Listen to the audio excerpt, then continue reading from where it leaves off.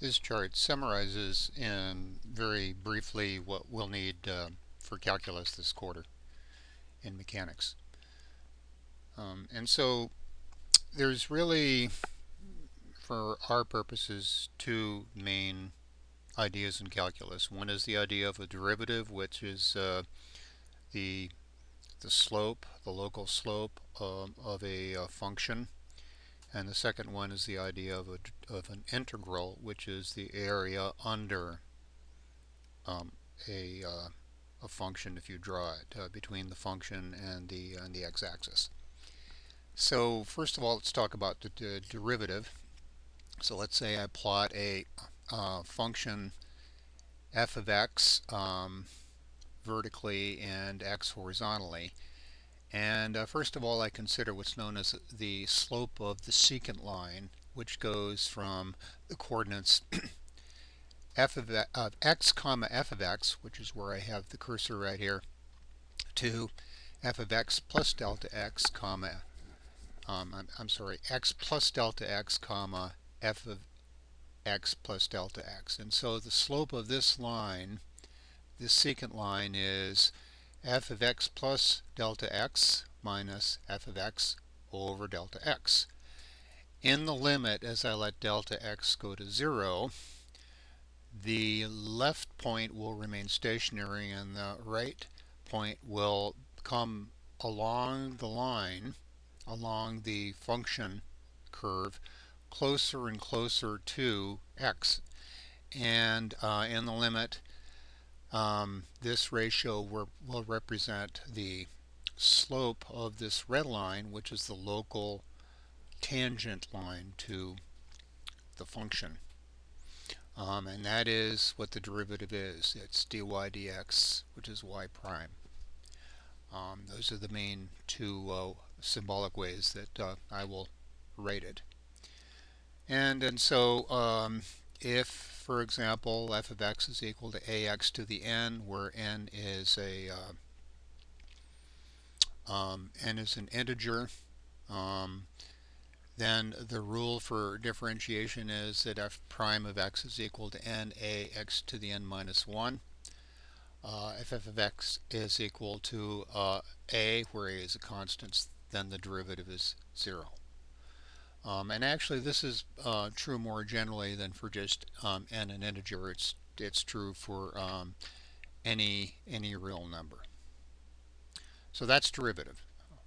Integral is shown here as, first of all, let's now consider again a function f of x drawn on the vertical axis. Horizontal axis is x, and we are now interested in not the slope but the area under. And so here's the area here, and the area under f of x is the sum of all of these different rectangular areas, each one which has a small delta x. I've written dx here, which means delta x, and the limit is x as it goes to 0 times whatever its height is. So you can imagine a bunch of strips all summed up, which is what I mean with this sigma notation here, to give the area under the curve. So what's interesting though is if you look at this last little strip that I drew, f of x times dx, that's going to be one of these tiny little areas, dA. So dA is equal to f of x times dx. If I divide both sides by dx, I get dA dx is equal to f of x. In other words, the derivative of the area under f of x is f of x itself.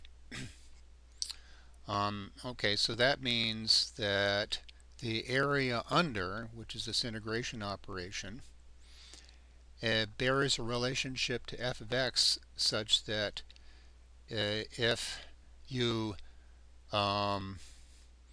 differentiate the a function, you get the x function. So integration is the inverse operation to differentiation. Now there's broadly speaking, two kinds of integrals, a definite integral and an indefinite integral. So let's talk about the indefinite integral first.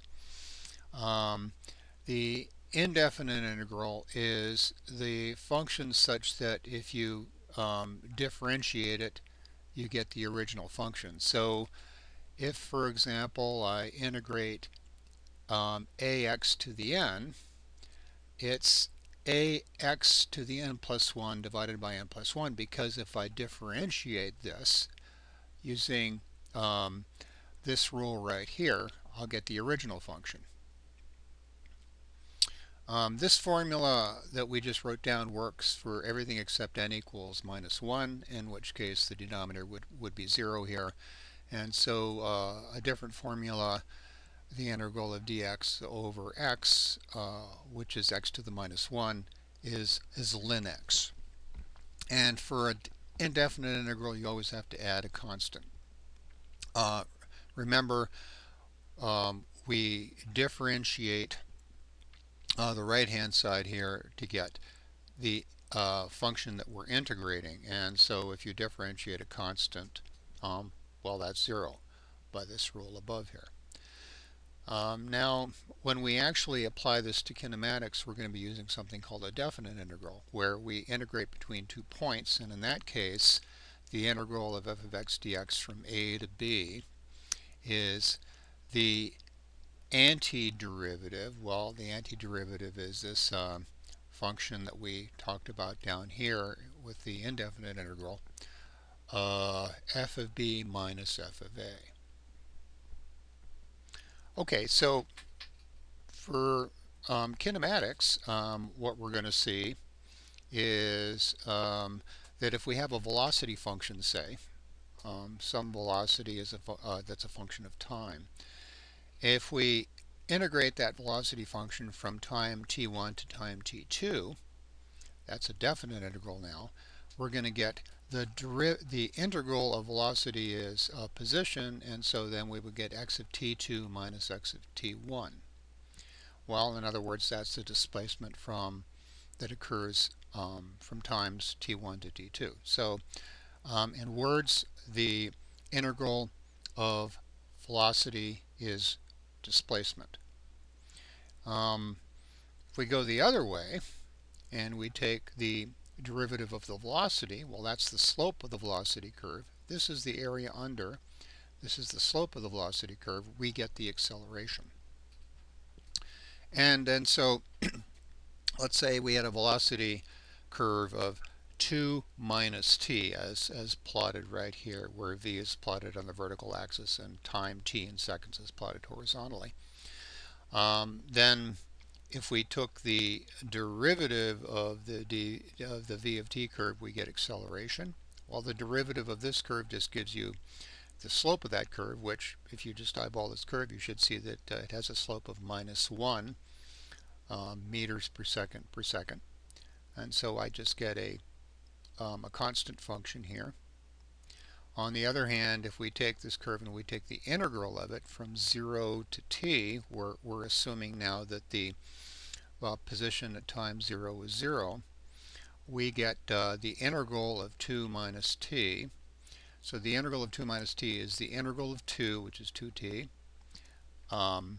using this rule up above here, minus the integral of t, well, that's t squared over 2.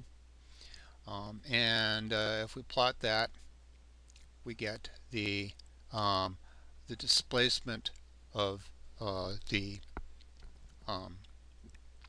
corresponding to this velocity curve. And so you can see that, for example, at time 2, this has 0 slope. Well, the fact this has 0 slope, the derivative of the x versus t curve is velocity, corresponds to the fact that at time t equals 2, the v is equal to 2.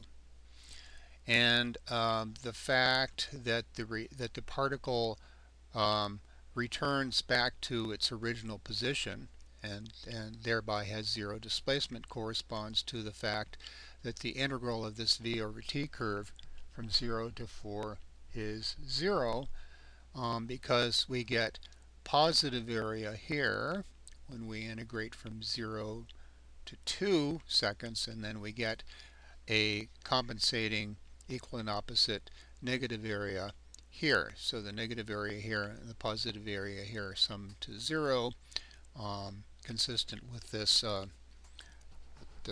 leftmost curve that I have.